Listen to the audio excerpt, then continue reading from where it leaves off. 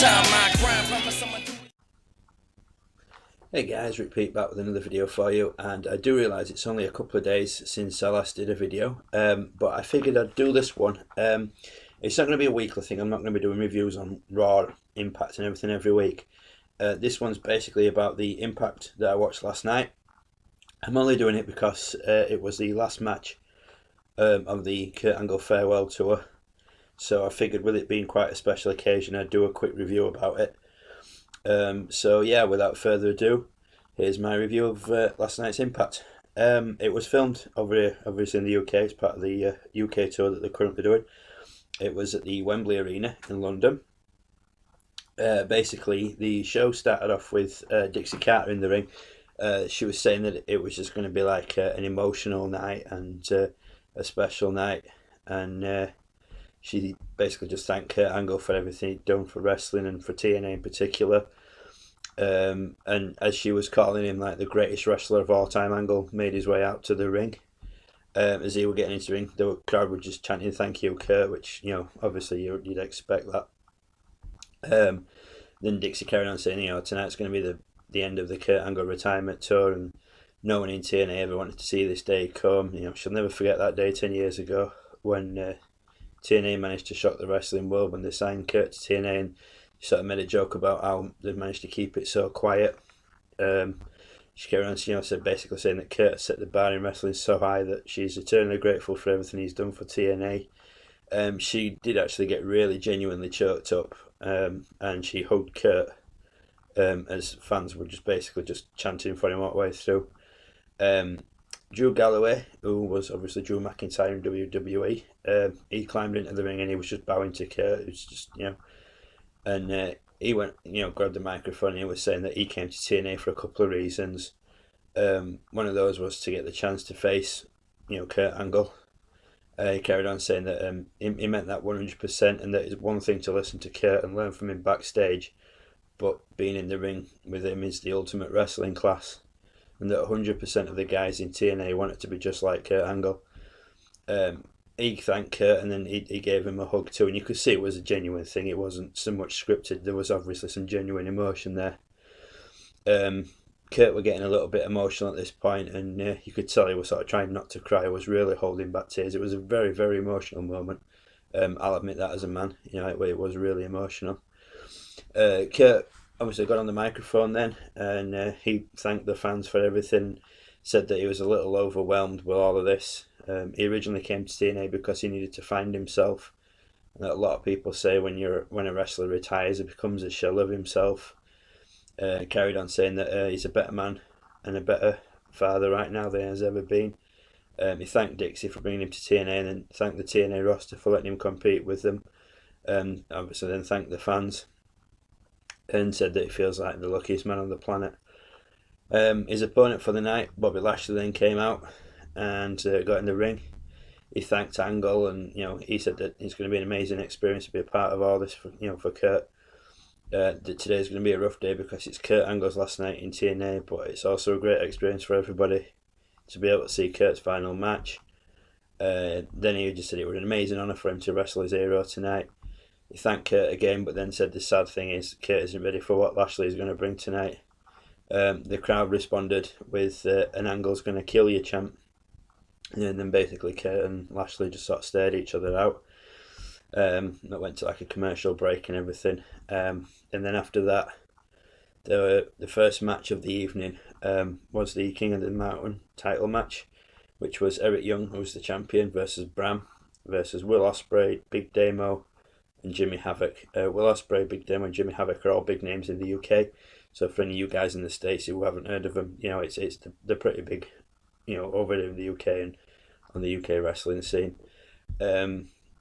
Obviously in this video there are going to be spoilers. I'll mention that now before I forget.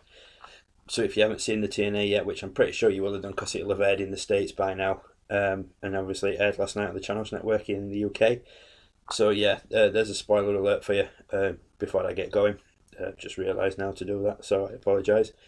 But yeah, so the King of the Mountain match, if anybody's never seen the King of the Mountain match before, the rules are pretty simple. Name of the game is to basically hang the title above the ring rather than pulling it down like you do in a normal ladder match. To be eligible to hang the title, you must get a pinfall or a submission on any of the other opponents, and it is a falls count anywhere rule. And for 60 seconds, the wrestler that gets pinned or submits gets put into a penalty box. Once a wrestler is eligible to hang the belt, he can do it for the rest of the match, which means you don't have to get a pin every time you want to hang the title. So yeah, this was a good match, plenty of action. Like I said, there's some UK wrestlers in the match, which was nice to see. They weren't really used for much more than a bit of TNA fodder for Bram and EY, although they did get out some pretty good offence. Eric Young eventually won the match, climbed the ladder and hung the title to retain it. I've always been a fan of the King of the Mountain matches. I think they're a bit different to your average ladder match, which is nice, rather than just take a belt down, you have to hang it, which is a nice twist, and I'm glad they haven't changed with that format. There was an Angle highlight video which showed the first ever Angle Joe match, which anybody who's not seen that, I suggest you check it out. They had some great matches together. Then there was a backstage segment involving Maria and Dixie. There was a Decay music video played. This time it had clips of Marilyn Manson's music video sort of blended in with it. So from that, I'm assuming that Billy Corgan's using his connections in the music industry. They're in full play, as it were. Then there was an in-ring segment with Mike Bennett and Maria, basically just going on about how Bennett was going to be world champion, etc., etc. And then Drew Galloway came down to the ring, traded some words and a few insults with Bennett, which ended up in them scuffling. Bennett got out of the ring before Galloway could hit the Claymore, and basically just shuffled off. Then there was some footage of Kurt's King of the Mountain victory when he became the first pure TNA world champion, which if you've seen my TNA video you will know about. If not, check out my history of the TNA title video, it's mentioned in there. Then it went to a backstage segment. The Wolves sat talking to Kurt Angle, basically just talking about how they look up to Kurt their entire lives, and they thank Kurt for everything he's done for wrestling. Kurt basically, then turned around and told them, "You don't realise just how talented you are," and that when he was in the ring with them, he knows how great they are. He joked with Davey Richards about using the ankle lock in the match they had, and Davey said he meant no disrespect, and he used to use it before he came to TNA, so he just brought it out, and Kurt said no apology needed.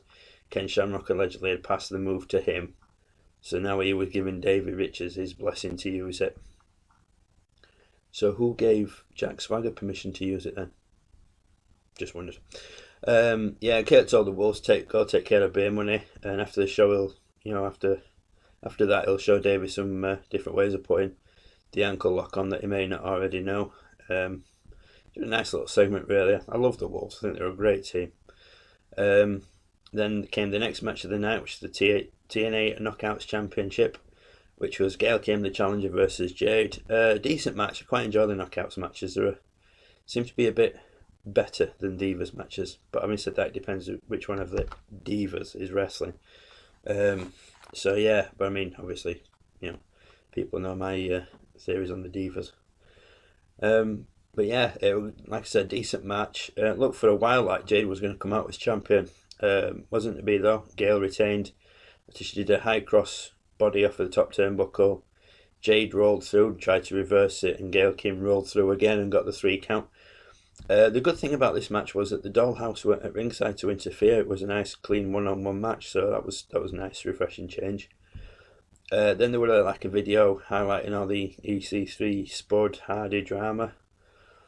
They announced that EC3 gets another title shot live next week, and then there was a pre-taped promo with Matt Hardy shown, basically just him bitching about EC3 getting another shot, saying that it's a conspiracy and that EC3 whined and politic to his aunt to get another shot.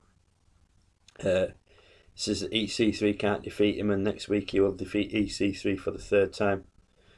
Hardy looked like he was literally sitting on a throne. Yeah, sorry about that short delay there in the video, a bit of technical difficulty. So yeah, like I said, just finished off the Matt Hardy promo. It looked like he was literally sat on a throne. God knows what all that's about, but it was quite entertaining to watch. The next matchup was the TNA World Tag Team Championship, the Wolves versus Beer Money. Um, Obviously, like I've said earlier on in the video, I'm a fan of the Wolves, and anybody who's watched my previous videos and can see I'm a massive fan of Beer Money. So yeah, I was torn in this one. Either way, it was a win-win for me. Though I'll admit I was pulling slightly more for Beer Money purely because I've known the team longer than I have the Wolves. So yeah, it was a great match. Like I said to them, to whoever you were a fan of, it was a win-win situation. Absolutely amazing match. Plenty of action, plenty of back and forth. It was just, if you've not seen it, go check it out. It was amazing. Um, so yeah, Beer Money eventually got the win with the DWI.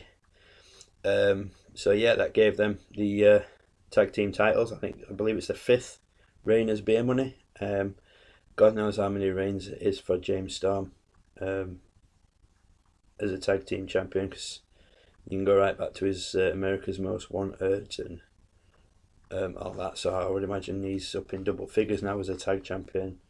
And I would imagine Bobby Roode ain't far behind because he's had quite a few tag title wins. So yeah, but I believe it's like the fifth title win or something like that. I think that's what they said on commentary. Don't quote me though.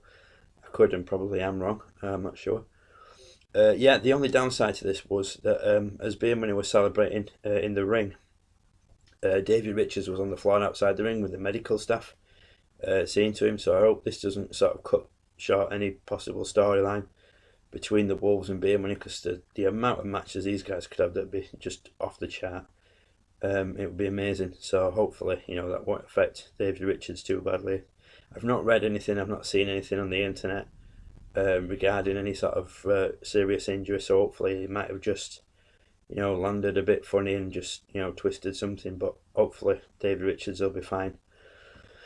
So yeah, carrying on. There was a video of Angle's TNA Hall of Fame induction shown. That was obviously an emotional moment for Kurt.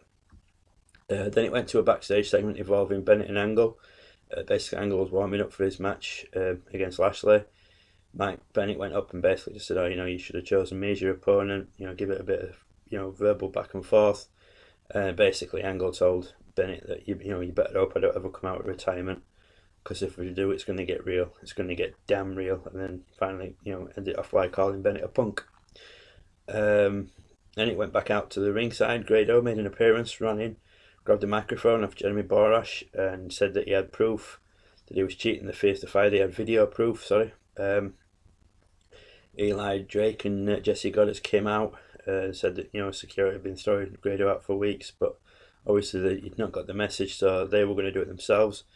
Got down to the ring, basically gave Grado a bit of a beating, and then, see if I can pronounce this guy's name right, Mahabali Shera came out to help Grado. Drake hit Shera with his case and sent him out of the ring.